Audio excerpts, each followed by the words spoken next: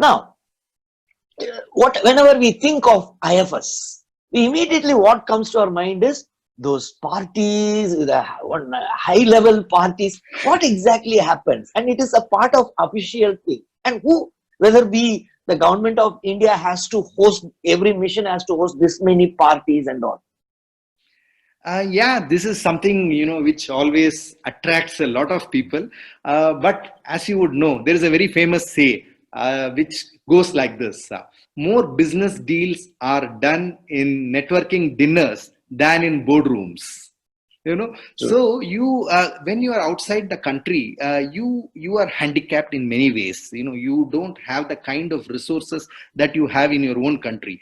But one thing you are always, the government of India which has ensured you, is that they have motivated people to invite people to their homes.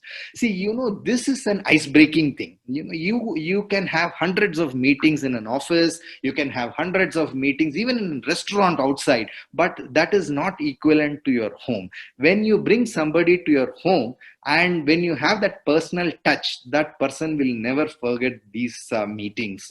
And it is also like an icebreaker. They are at a more casual environment where they share better insights, and you can work with them in different wavelengths than to go to a minister's office and have a meeting with him across the table, or to have in a sofa, and sit with him and have a meeting with him in a casual way.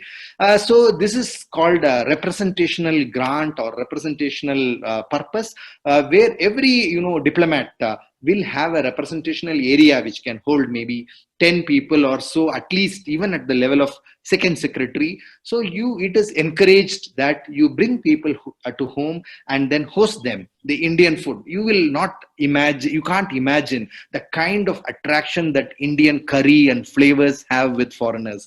So when you actually, and the hospitality itself, when you actually give that hospitality, then it is an icebreaker. You are able to deal with them, you are able to converse with them, you are able to engage with them in a better wavelength, and with a deep and a very interlinked chemistry. So this is basically what the concept of parties are about. This is nothing more flashy or less flashy. It is about, I have heard a lot of stories from my colleagues, and I myself have done. In the same residence, I have invited the vice president of this country, and now, and the economy minister, which is, then it gives you a lot of, what to say, the chemistry and attention. So it is easier to go and meet them again, and they always fondly remember these parties. So yes, I think it is a part and parcel of our job, and it has it gives you immense results.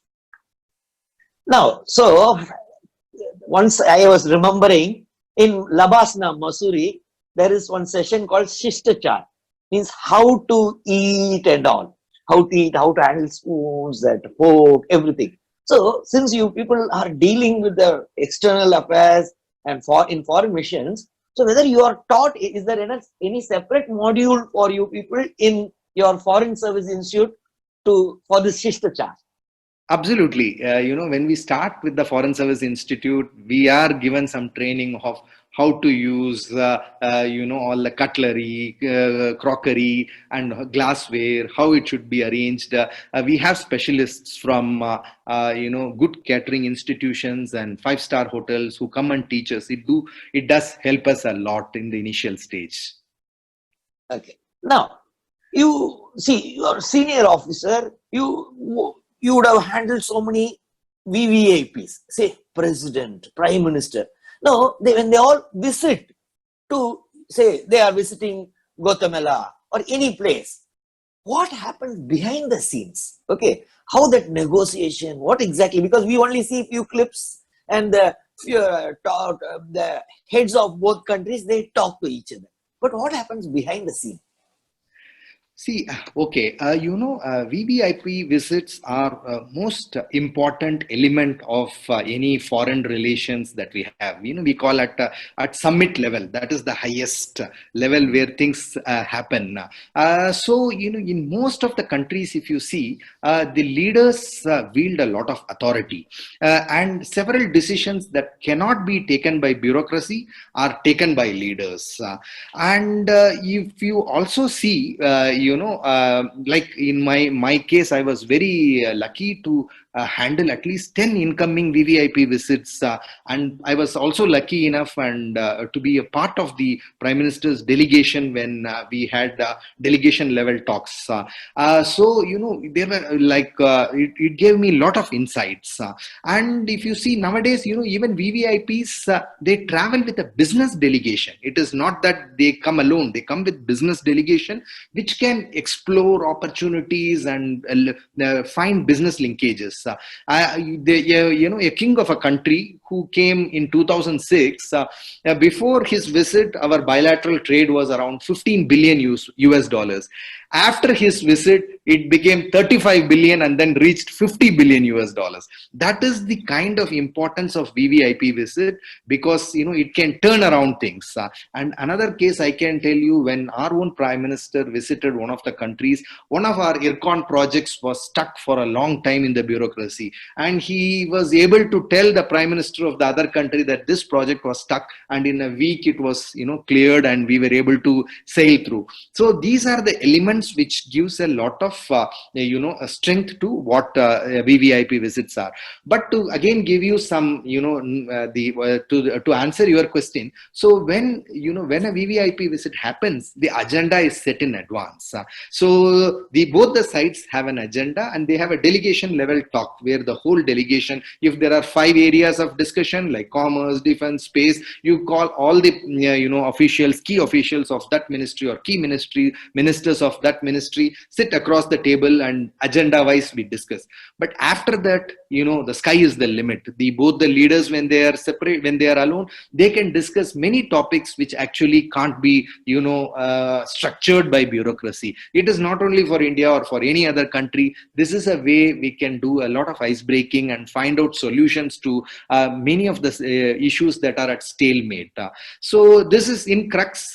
This is what there is an official delegation level talks, and there are umpteen number of opportunities for leaders to informally interact, which is also used to take up issues which have not been settled through bureaucracy or through official channels. We also see when leaders meet, there will be one translator. Yeah. That whether the translator is part of our mission, whether they work in our mission, or they are called for that summit alone. See, we also have a cadre called interpreter cadre.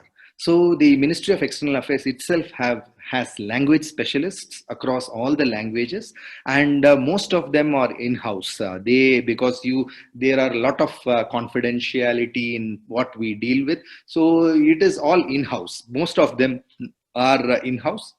They are mostly, they have mastered their language in Indian universities, and they write an exam and they become interpreters, professional interpreters. Okay. Now, what are the core objectives of our country's foreign policy? Okay. See, core objectives, if you ask me, the first core objectives is to secure our national interest. So be it our borders, our territorial integrity, or countering cross-border terrorism, or securing India's energy security, food security, or even cyber security. These I can categorize as the number one, as the national interest, to secure our national interest. And number two, if you see, how we engage with the world, the engagement with the world is not one way. How that engagement is useful in improving or bringing in inclusive development in India, like bringing in FDI, collaboration in technology, or finding partners in programs like smart cities, where Singapore, if you see, is a partner, or Make in India, where if you see Germany is a partner. This is all ultimately helping the Indian industry for inclusive domestic development. It is not one way that, this is all we are plowing in these expertise, these engagements to bring in development in the country. Even for Digital India, if you see, there are a lot of skills India. So all these we engage with the world to bring in this external engagement is for bringing inclusive domestic development. So this is the second one, is securing our national interest, and second is to bring to engage with the world so that we can have an inclusive domestic development.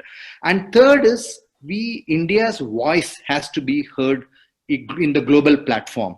See, be it in the area of terrorism, be it in the area of climate change, disarmament, or even non-discriminatory global trade practices that we see. In all this, we have a voice and it should be heard. So that is one of our core principles. And the last I would say is to engage with the diaspora. We have a 30 million diaspora, which is both, if you see the overseas citizens of India who have gone to other countries and nationalized, and also NRIs living outside, to engage with them so that we bring maximum benefits for the diaspora and also bring maximum benefit for the country. So in short, I would say these four are the core objectives that I see of Indian foreign policy.